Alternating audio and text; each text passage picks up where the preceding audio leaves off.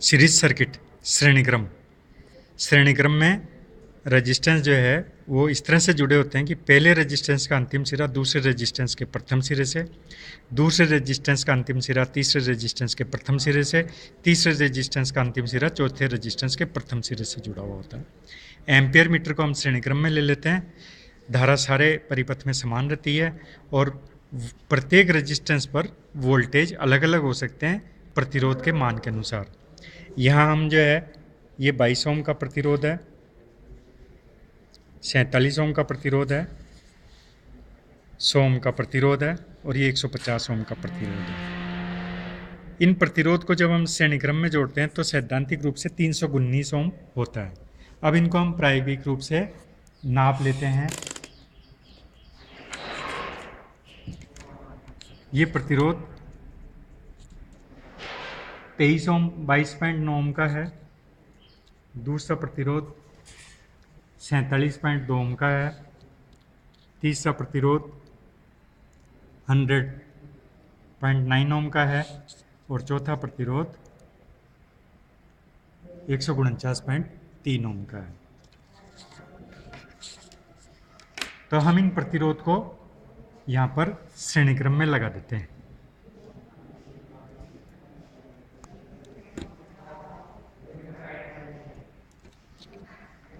हम इन प्रतिरोध को श्रेणीक्रम में लगा देते हैं।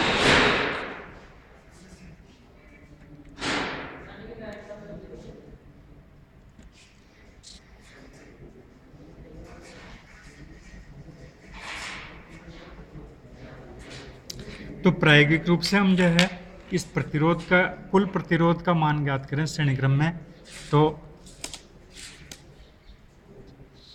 216 ओम। तो सैद्धांतिक रूप से हमने 319 ओम निकाला, प्रायोगिक रूप से हम देख रहे हैं 317 ओम प्रायोगिक रूप से आ रहा है।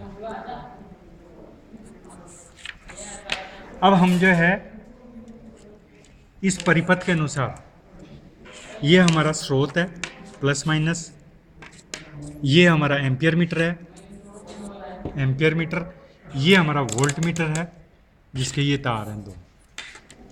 तो हम स्रोत का प्लस रेजिस्टेंस से जोड़ देंगे, रेजिस्टेंस के अंतिम सिरे से एम्पियर मीटर का प्लस जोड़ देंगे, ये एम्पियर मीटर है, और एम्पियर मीटर का माइनस स्रोत के माइनस से हम यहाँ जोड़ देते हैं। मीटर को हम एम्पियर मीटर में सेलेक्ट कर लेते हैं और यहाँ डीसी धारा में सेलेक्ट कर लेते हैं।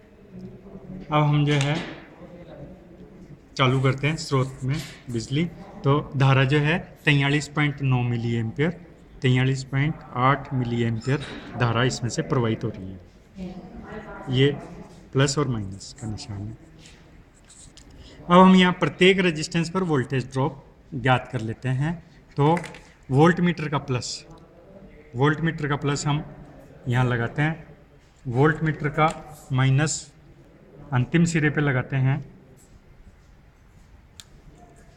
तो कुल विभव हमने जो है अभी 13.91 वोल्ट किया, तो यहाँ हमने कुल विभव 13.90 वोल्ट दिया। आ रहे हैं? ठीक है।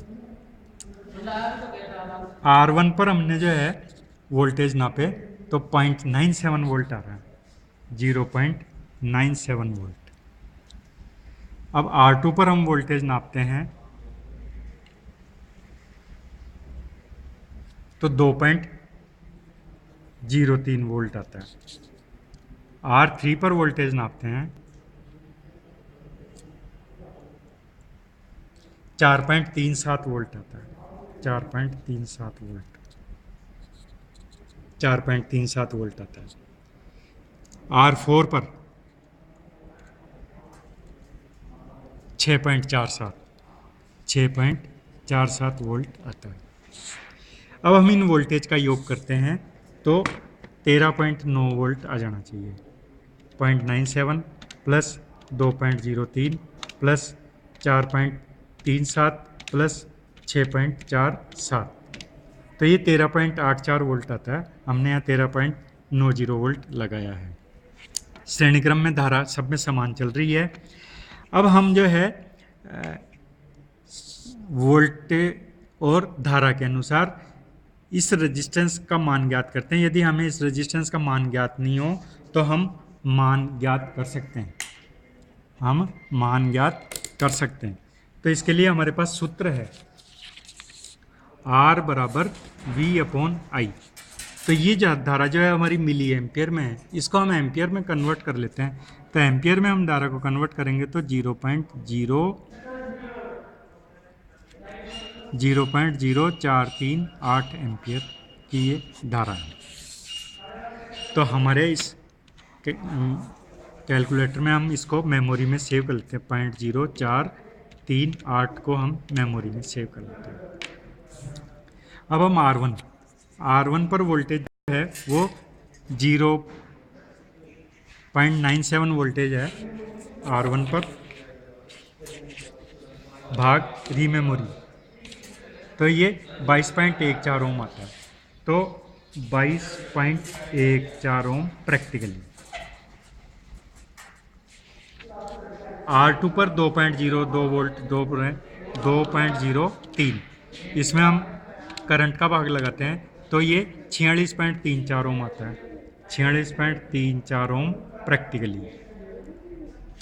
इसी तरह से हम R3 ज्ञात करते हैं, 4.37 में भाग लगाते हैं धारा का, तो ये 99.77 ओम प्रैक्टिकली आता है। चौथे रेजिस्टेंस का मान ज्ञात करते हैं, 6.47 भाग री मेमोरी, तो ये 147.71 ओम प्रैक्टिकली आता है। तो इस तरह से हमने श्रेणी क्रम का अध्ययन किया। श्रेणी क्रम में रेजिस्टेंस इस तरह से जुड़े रहते हैं, एक रेजिस्टेंस का प्रथम सिरा दूसरे रेजिस्टेंस के अंतिम सिरे से, दूसरे रेजिस्टेंस का प्रथम सिरा पहले रेजिस्टेंस के, इस तरह से ये जुड़े रहते हैं। श्रेणी क्रम में रेजिस्टेंस का मान जुड़ता है और प्रायोगिक रूप से हमने देखा 317 ओम आ रहा है। धारा का मान ज्ञात किया, प्रत्येक रेजिस्टेंस पर वोल्टेज ज्ञात किए और वोल्टेज और धारा के अनुसार हमने प्रतिरोध का मान प्रायोगिक रूप से भी ज्ञात किया और ओम मीटर से हमने सैद्धांतिक रूप से भी ज्ञात किया।